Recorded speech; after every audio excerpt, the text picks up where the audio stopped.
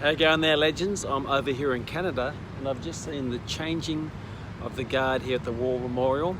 And yeah, as you can see from behind me, these two guards, they have to stand there upright and absolutely motionless. And their biggest challenge is not to faint.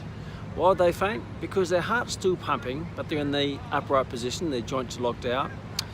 And there's no muscle contraction in the legs, so that's going to limit the amount of what we call venous return, meaning blood getting back to the heart, because the blood gets back to the heart through the intravascular pressure, called your blood pressure, and the helping aid of muscle contraction, which milks the blood back to the heart.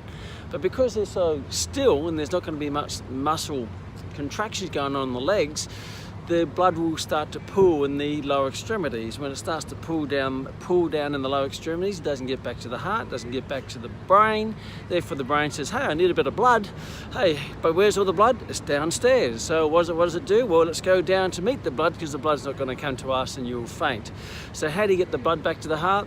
Keep muscles contracting. So these guys at the moment will probably be contracting their toes and isometric contracting their quads and their hamstrings and their calves, just to try to get that blood back so they don't faint while they're actually on duty. And what has this got to do with you?